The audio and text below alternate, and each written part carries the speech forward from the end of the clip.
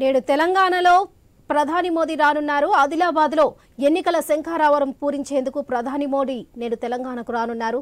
2 రోజుల పాటు ఇక్కడే ఉండి అభివృద్ధి కార్యక్రమాలకు శ్రీకారం చుట్టడంతో పాటు పార్టీ ఏర్పాట్లు చేసిన పలు సభల్లోనూ పాల్గొంటారు. 15,000 కోట్ల విలువైన పనులకు ప్రధాని శ్రీకారం చుడతారు. ఆదిలాబాద్ జిల్లా కేంద్రంలోని ఇందిరా ప్రియదర్శిని స్టేడియంలో ప్రధాని మోదీ బహిరంగ సభలో పాల్గొననున్నారు. పటాన్ చెరు సమీపంలో నిర్వహించే బీజేపీ సభకు మోదీ హాజరవుతారు. అధికారిక కార్యక్రమాల్లో సీఎం రేవంత్ రెడ్డి, గవర్నర్ తమిళిసై పాల్గొననున్నారు. అటు ప్రధాని మోదీకి సీఎం రేవంత్, గవర్నర్ ఆహ్వానం పలకనున్నారు.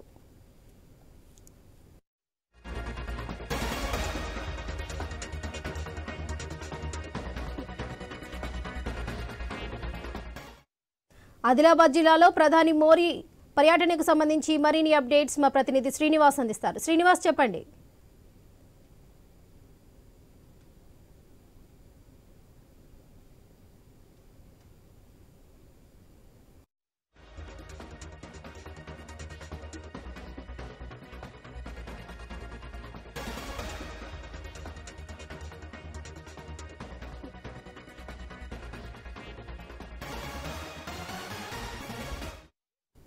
నేడు తెలంగాణకు ప్రధాని మోదీ రానున్నారు. ఆదిలాబాద్లో ఎన్నికల శంఖారావం పూరించేందుకు ప్రధాని మోదీ నేడు తెలంగాణకు రానున్నారు.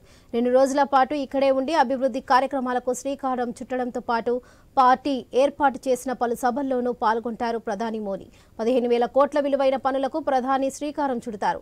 ఆదిలాబాద్ జిల్లా కేంద్రంలోని ఇందిరా ప్రియదర్శిని స్టేడియంలో ప్రధాని మోదీ బహిరంగ సభలో పాల్గొననున్నారు. పటాన్ చెరు సమీపంలో మోదీ హాజరవుతారు. అధికారిక కార్యక్రమాల్లో సీఎం రేవంత్ రెడ్డి, గవర్నర్ తమిళిసై పాల్గొననున్నారు. అటు ప్రధాని మోడీకి సీఎం రేవంత్, గవర్నర్ ఆహ్వానం పలకనున్నారు. ప్రధాని మోదీ పర్యటనకు సంబంధించి మరిన్ని అప్డేట్స్ మా ప్రతినిధి శ్రీనివాస్ అందిస్తారు. శ్రీనివాస్, చెప్పండి.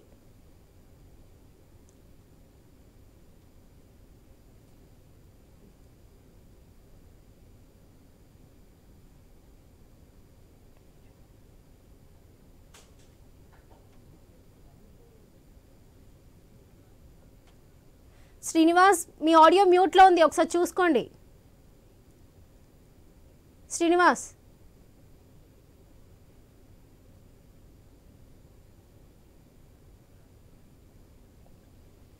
నేడు తెలంగాణకు ప్రధాని మోదీ రానున్నారు. ఆదిలాబాద్లో ఎన్నికల శంఖారావం పూరించేందుకు ప్రధాని మోదీ నేడు తెలంగాణ రానున్నారు.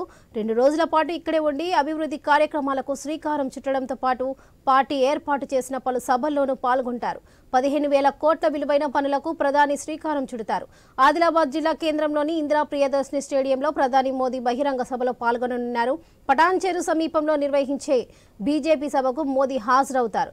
అధికారిక కార్యక్రమాల్లో సీఎం రేవంత్ రెడ్డి, గవర్నర్ తమిళిసై పాల్గొననున్నారు. అటు ప్రధాని మోదీకి సీఎం రేవంత్, గవర్నర్ ఆహ్వానం పలకనున్నారు.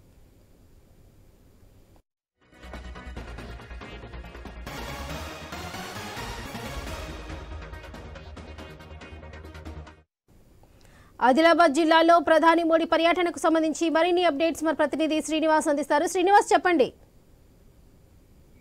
తెలంగాణ రాష్ట్రంలో భారత ప్రధాని నరేంద్ర మోదీ 2 రోజుల పాటు అయితే తన పర్యటన కొనసాగిస్తున్నారు. తన పర్యటనలో భాగంగా మొదటగా ఏదైతే ఈ రోజు ఆదిలాబాద్ జిల్లా కేంద్రంలోని ఇందిరా ప్రియదర్శిని స్టేడియంలో ఏర్పాటు చేసిన బీజేపీ విజయ సంకల్ప సభలోనైతే మొదటగా ఆయన పాల్గొనున్నారు. అయితే ఈ విజయ సంకల్ప సభకు ముందు అయితే ప్రభుత్వం కార్యక్రమాల్లోనైతే ఇది ప్రధాని మోదీ పాల్గొన్నారు.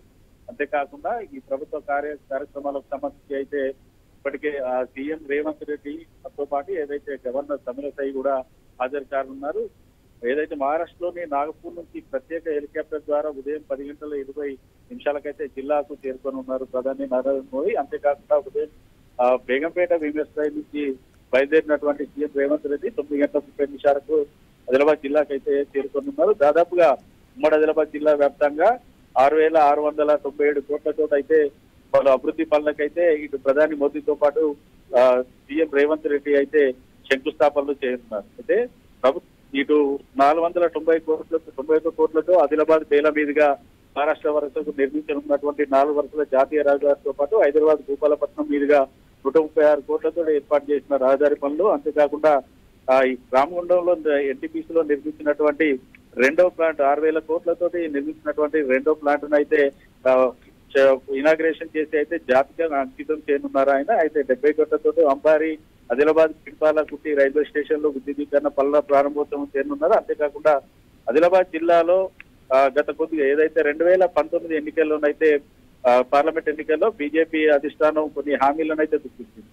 గతంలో ఏదైతే 20 ఏళ్ల క్రితం మూతపడినటువంటి సిసిఐ పునరుద్ధరిస్తామనేసి గత ఎన్నికల్లో హామీ ఇచ్చారు. అంతేకాకుండా ఆదిలాబాద్ నుంచి ఆర్మూర్ వరకు రైల్వే పనుల కోసం అయితే ఇప్పటికైతే 5,706 కోట్ల అంచనా వ్యయంతో అయితే ఇప్పటికే సర్వే పనులు పూర్తయ్యాయి తప్ప ఇప్పటి వరకు కడు కూడా ముందు పడ్డ దాఖలా లేదు. అయితే అంతేకాకుండా గతంలో ఆదిలాబాద్ లో ఉన్నటువంటి 360 ఎకరాల స్థలంలో విమానాశ్రయం లేదా విమానయాన శిక్షణ కేంద్రం ఏర్పాటు చేస్తామనేసి హామీలు ఇచ్చారు తప్ప ఇప్పటి వరకు అయితే అవి ఒక అడుగు కూడా ముందుకు పడ్డ దాఖలే లేదు. గతంలో ఆదిలాబాద్ జిల్లాకు సంబంధించి ఉట్నూరులో గిరిజన యూనివర్సిటీ ఏర్పాటు చేస్తామని చెప్పినప్పుడు కూడా గత ఏడాది అయితే ములుగుకు తరలించిన పరిస్థితులు అయితే ఉన్నాయి.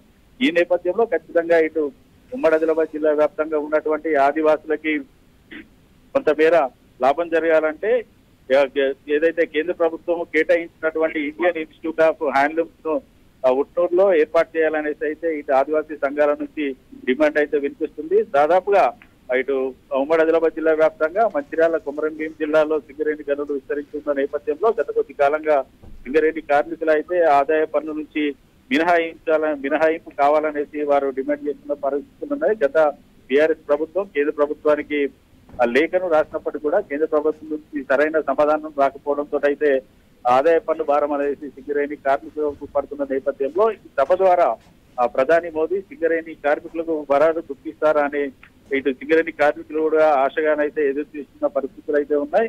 ఏదైతే ప్రధాని వస్తున్నటువంటి ఎయిర్ రూమ్ లో ఏర్పాటు చేసినటువంటి ఎలిప్యాడ్ ప్రాంతంతో పాటు సభా ప్రాంగణంలో పూర్తి స్థాయిలో తమ ఆధీనంలోకి తీసుకున్నారు ఎల్పీజీ సిబ్బంది. అంతేకాకుండా ఓవరాల్ గా ఇటు స్థానిక పోలీసులు 1700 మందితో పాటు ఇటు ఎస్పీజీకి సంబంధించినటువంటి 300 మంది 3 అంచెల భద్రతతో అయితే పూర్తి స్థాయిలోనైతే వారి ఆధీనంలో తీసుకొని అన్ని రకాలుగా ఏర్పాట్లను అయితే చేశారు. ఇప్పటికే ఇంక బీజేపీ శ్రేణులు కూడా సభకు సంబంధించి 1,00,000 మందిని అయితే జన సమీకరణ చేసి సభకి తరలించడానికి అయితే పూర్తి స్థాయిలో ఏర్పాటు చేశారు. Right Srinivas, thank you.